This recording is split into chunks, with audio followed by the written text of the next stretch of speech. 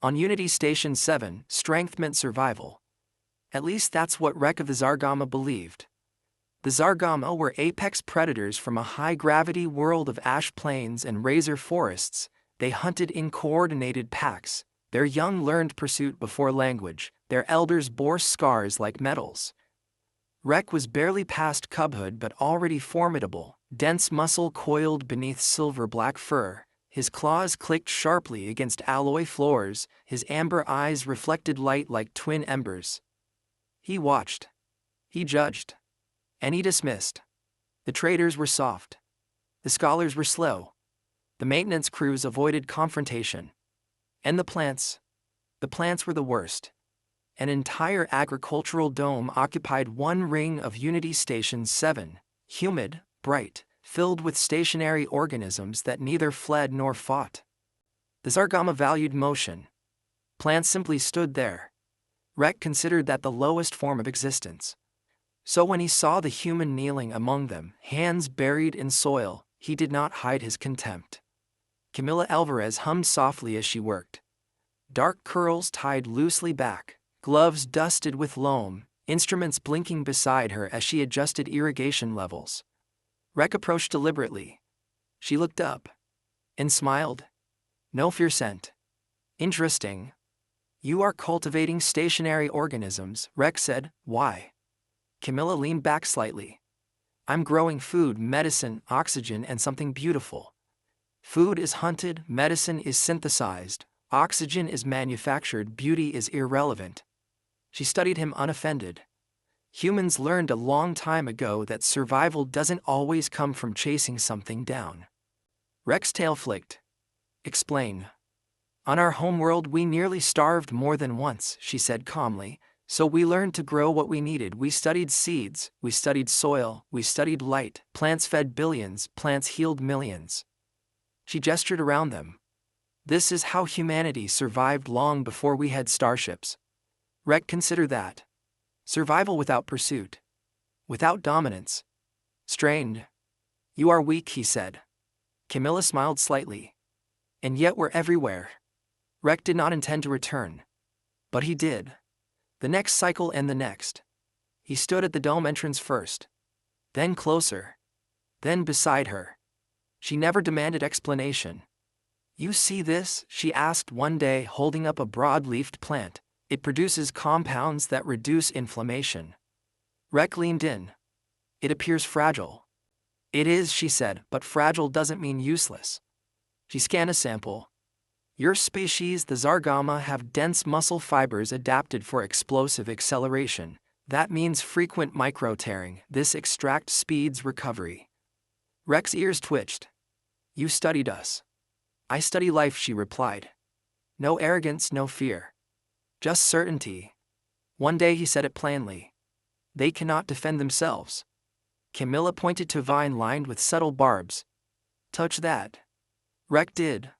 The vine snapped forward, embedding tiny hooks into his paw. He jerked back. Camilla calmly applied a salve made from crushed leaves. Plants defend chemically, physically, some mimic predators, some poison attackers, some outlast everything around them. Rekk watched the vine settle back into stillness.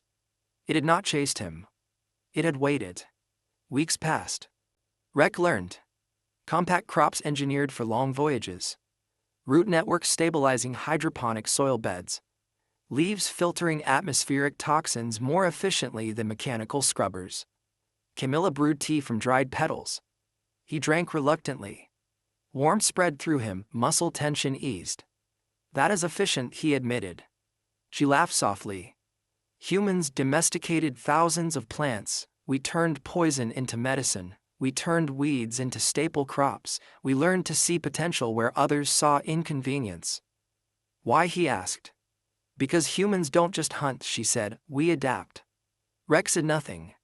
But he listened. Then the alarms began. Power fluctuations. Atmospheric instability warnings. A docked freighter had carried more than livestock. An airborne microbial contaminant flooded the ventilation systems. It spread fast. The Zargama were among the first affected. Their oxygen exchange membranes, so effective for endurance hunts, made them highly vulnerable to airborne irritants. Members of Rekk's pack collapsed. Breathing became labored. Medical synthesis labs produced counteragents, but the microbe adapted too quickly. Rekk ran. Not to the warriors. Not to the security teams. To the garden dome. Camilla was already scanning atmospheric data. "It's mutating," she said tightly. "Standard antivirals won't hold." "My pack cannot breathe," Rekk growled. Camilla's eye sharpened. "Good thing plants have been fighting microbes for billions of years." He blinked. "What?" "Fungi, spores, airborne pathogens. Plants evolved defenses long before animals existed." She grabbed containers. "I need Morathi moss from Section C-12 and Halcyon creeper." Rekk didn't hesitate. Section C-12 was sealed. Rekk forced entry. Spores burned his lungs instantly. He ignored it. He tore free thick mats of Morathi moss, dense, resilient, evolved in high-spored jungles. He ripped lengths of Halcyon creeper from reinforced trellises. His breathing grew ragged. Vision narrowing. But he did not stop. Zargama did not stop. He reached Camilla and nearly collapsed. She caught him. "Stay conscious," she ordered.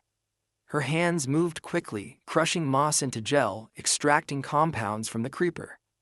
"Morathi moss produces a broad-spectrum antifungal aerosol," she explained rapidly. "It evolved in constant microbial warfare. Halcyon creeper adapts chemically in response to airborne threats." She loaded the mixture into a diffuser. "Help me get this to central intake." He forced himself upright. Together they staggered through flashing corridors. Security tried to intercept them. Rekk's growl was enough. Camilla connected the diffuser to the atmospheric system. Green vapor spread through ventilation shafts. They waited. Medical data began updating. Respiratory distress decreasing. Microbial replication slowing. Mutation rate destabilizing. The plants were doing what they had done for billions of years. Surviving. Adapting. Overcoming. Hours later the station stabilized. The Zargama recovered. Rekk sat beside his pack, listening to steady breathing return. He stared at his claws. Made for tearing. For conquest. For visible dominance. But today, moss had saved them. Vines had saved them. A human kneeling in soil had saved them. Camilla approached quietly. "You moved fast," she said. "You knew what to use," he replied. She shrugged lightly. "Humans learn to pay attention to the quiet things." Rekk looked at her. "I believe strength required aggression." "It can," she said. "But survival requires foresight." He thought of Earth, a world he had studied only briefly, a world that had nearly destroyed itself more than once, a world that fed billions through cultivation instead of conquest. Humans had not survived because they were the strongest predators. They survived because they learned to grow. To store. To heal. To prepare. "You see weakness," Camilla said softly. "Humans see potential." Rekk exhaled slowly. "Teach me." She blinked. "Teach you what?" "To cultivate." Her smile widened. "All right, Zargama, start with seedlings." She handed him a tray of small green shoots. They trembled in circulating air. So fragile. So temporary. He adjusted the humidity barrier carefully. "I will protect them," he said. Camilla shook her head gently. "They'll protect you too." Months later the agricultural dome expanded. A new wing bore a plaque. Zargama Human Botanical Initiative. Rekk stood before a gathering of his species. Some skeptical. Some curious. He demonstrated anti-inflammatory extracts. Atmospheric purification metrics. Emergency pathogen response data. He showed them survival curves from the crisis. He showed them the numbers. The Zargama respected results. Contempt faded. Respect replaced it. Later, beneath the filtered light of a towering oxygen tree, Rekk sat beside Camilla. Petal tea warmed his claws. Light filtered through layered leaves. "Beauty," he said slowly, "motivates preservation." Camilla smiled. "And preservation is strength." Rekk nodded. On Unity Station 7, strength still mattered. But now he understood something deeper. The loudest force in the universe was not always the most powerful.